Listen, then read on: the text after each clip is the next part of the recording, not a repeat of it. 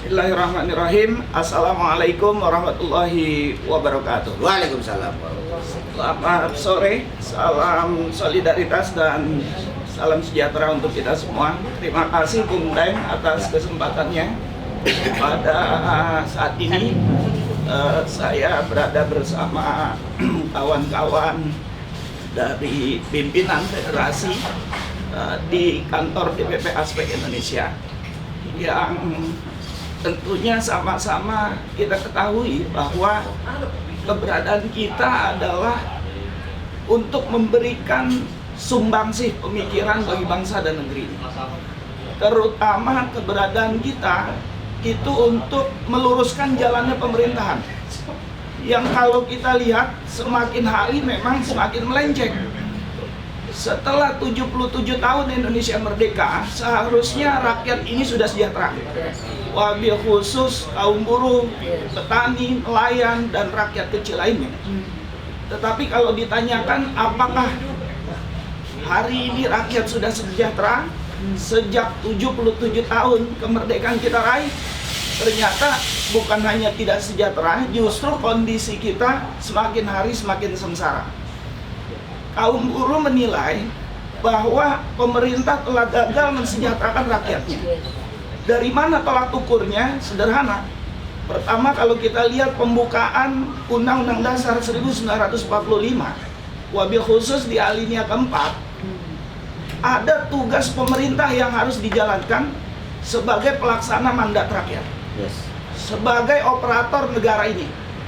Ya, di antaranya adalah tugas pemerintah, yaitu memajukan kesejahteraan umum.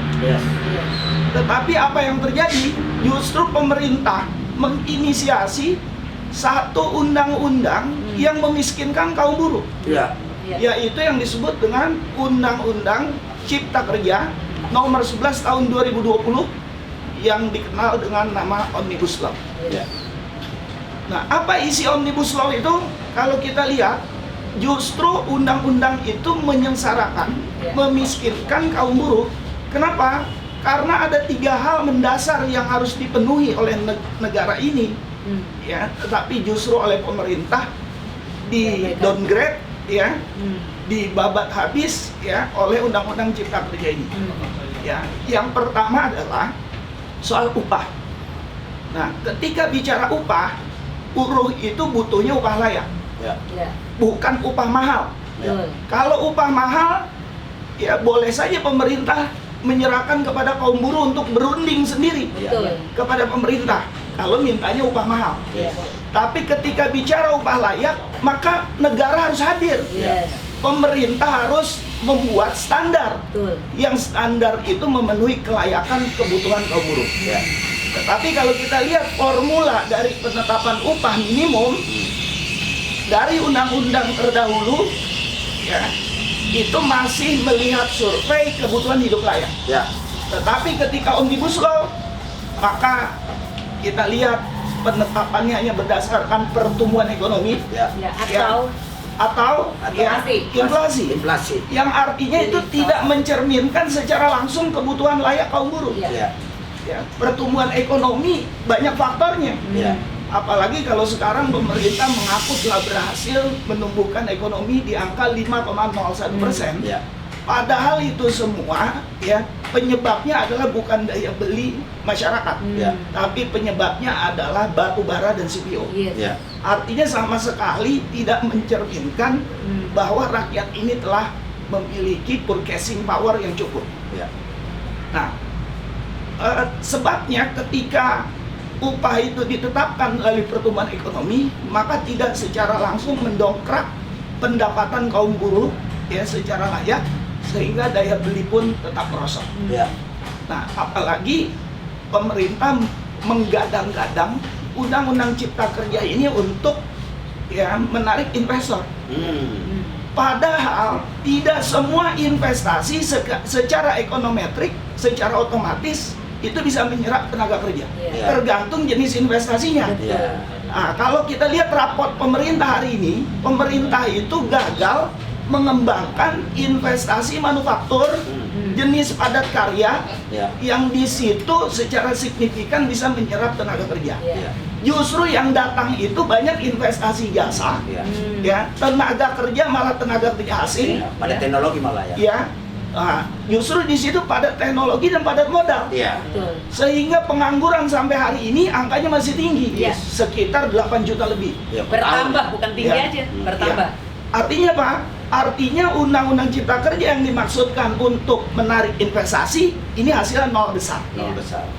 Yang kedua, Malah memusingkan semua pihak. Betul. Buruh pusing, pengusaha pusing, Betul. pemerintah juga pusing Iya. sebenarnya. Pak. Iya. yang Ya. kedua, ya, ketika undang-undang ini diketok palu, diundangkan, maka ada status hubungan kerja kaum buruh yang merugikan, Ya. sangat-sangat merugikan, di mana kontrak tidak lagi ada pembatasan waktu. Ya. Kemudian outsourcing dibuka Jadi seluas-luasnya kontrak itu untuk bisa jadi seumur hidup ya. seumur hidup, Hidup, ya. tergantung kebutuhan perusahaan. Outsourcing juga bisa seumur hidup. Seumur Outsourcing juga begitu. Ya. Bahkan yang semula dibatasi 5 jenis pekerjaan di Undang-Undang Sekarang Cipta Kerja dibebaskan, ya, Sakarepmu. di jenis pekerjaan apapun. Dan Sakarepmu. tenaga kerja asing Ya. tidak Bebas. sudah bebas, Iya, sudah tidak lagi betul. membutuhkan IMTA. Iya. Betul. Langsung pakai surat penggunaan langsung bisa masuk. Iya. Ya. Dan syaratnya bahasa Indonesia sudah tidak ada. Iya. Betul. Nah, kemudian status hubungan kerja apa lagi selain kontrak dan outsourcing yang merugikan kaum buruh? Ya, di Undang-Undang Cipta Kerja ini juga dibuka seluas-luasnya, ya, soal status hubungan kerja harian, Iya, iya. di mana buruh itu hanya dibayar ketika masuk. Iya. Ya, artinya tidak ada jaminan negara terhadap kesejahteraan kaum buruh. Ya. Nah, kemudian yang lebih parah lagi Ya. adalah status hubungan kerja pemagangan. Oh iya, iya. Bahkan ini menjadi program nasional Kementerian Tenaga Kerja. Aduh. Magang ini lebih parah lagi. Orang tidak pakai dibayar, tidak pakai upah minimum, Ya. tetapi hanya dikasih transport dan makan saja. Menjadi program kementerian. Kementerian, program nasional Program kementerian. nasional Kementerian Tenaga Kerja. Tenaga yang Kerja. harusnya urus tenaga kerja. Betul. Ini malah bikin sengsara lagi tenaga kerjanya. Betul. Karena dibuat magang. Iya, jadi artinya pemerintah bukan hanya tidak menjalankan tugasnya yang Iya. diperintahkan oleh konstitusi, Iya. tapi sekaligus mengkhianati rakyatnya. Nah, itu dia. Ya. Nah, jadi Luar biasa. ini 2 poin yang pertama. Yang ketiga, Undang-Undang Cipta Kerja ini juga, ya, kemudian dampak dari status hubungan kerja yang merugikan menyebabkan buruh tidak mendapatkan jaminan sosial yang cukup. Yes. Ya, tidak ada jaminan hari tua, Ya. tidak ada jaminan Iya, iya. pensiun, Iya, Ya. iya. karena sistem hubungan kerja yang merugikan. Iya. Betul. Ya, ditambah ketika terjadi PHK, nilai pesangonnya turun Hanya drastis. turun, Iya, iya, iya. 0,5. Jauh, hanya 0,5 saja. 0,5. Jauh, Dulu bisa 2 jauh. PMTK, 1 PMTK, Betul. sekarang malah Nol. dipatok 0,5 ya. PMTK Betul. itu peraturan Menteri Tenaga Kerja Iya, ya. iya. Jadi ini menurut saya adalah problem mendasar di mana pemerintah gagal mensejahterakan kaum buruh. Iya. Ya, kemudian pemerintah juga sudah mengkhianati rakyat, ya, dan pemerintah ya sudah tidak lagi taat terhadap konstitusi yang ada. Nah, apalagi belakangan kita dengar rencana santer, ya, soal pertanyaan Bung Daeng tadi, Iya. yaitu rencana kenaikan Kenaikan. BBM bersubsidi, Iya. yaitu Pertalite. Iya. Pertalite. Nah, alasannya pemerintah sudah tidak sanggup lagi mensubsidi Iya. Iya. yang besarannya kurang lebih 500 triliun. Ya, saya luruskan bahwa Iya. membebani APBN. Betul. Jadi subsidi sebesar 500 triliun Iya. per tahun buat subsidi Iya. ini adalah membebani APBN. Padahal pidato kenegaraan Jokowi kemarin Iya. itu menyatakan bahwa ada surplus Iya. 300 triliun. Dan Iya. surplusnya mau ngapain? Buat gitu. apa? Buat apa? Oke, Buat apa gitu Dan nih. kemana ya? Iya. Kita coba melihat kenapa pemerintah merasa, ya, subsidi terhadap rakyat sendiri membebani APBN Iya. sebesar 500 triliun. Hmm. Kenapa? Kita bisa langsung menjawab. Ya.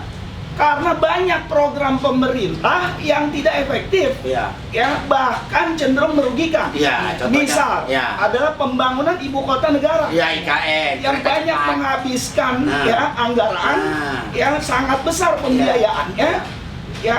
Padahal kalau ditanya kepada masing-masing kita, rasanya jawabannya sama. Kita nggak butuh ibu kota negara baru. Iya, iya, iya. Ya, kita butuh, ya kan, kesejahteraan. Iya. Kita Rakyat, ya. butuh makan. Iya. Kita butuh pekerjaan. Iya. Kita butuh jaminan sosial. Itu Iya. yang kita butuh. Betul. Nah, Betul. yang kedua soal apa Kereta namanya api proyek kereta api cepat Nah, Jakarta itu. Bandung. Bandung. Iya.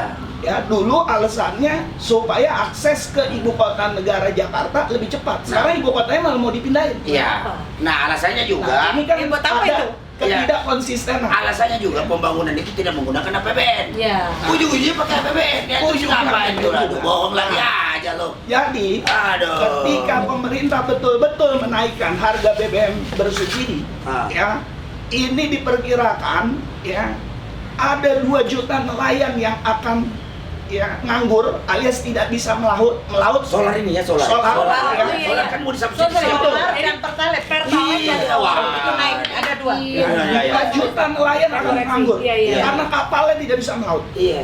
Ya, Karena tidak ada mampu. jutaan juga petani yang menggunakan traktor Traktor. Iya, tidak iya. bisa jalan. Aduh. Artinya pasti ada kerawanan pangan Iya. yang akan terjadi.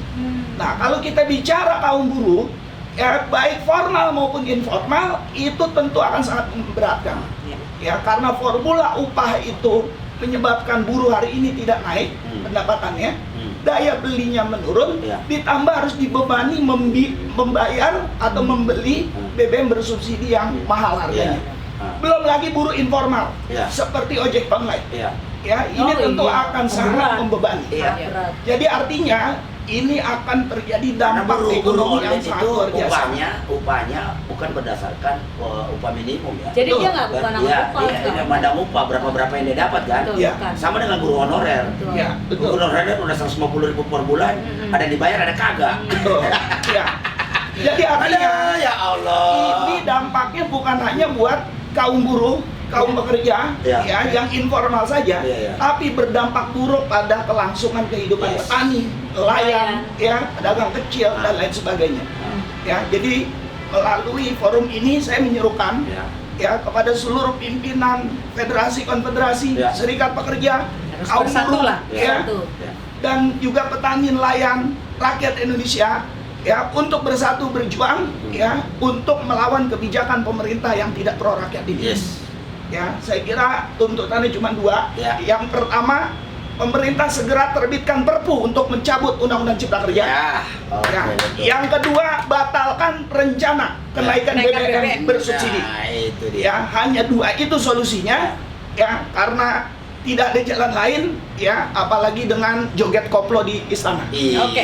Saya kira itu saja. Terima kasih. Wassalamualaikum warahmatullahi wabarakatuh. Oh.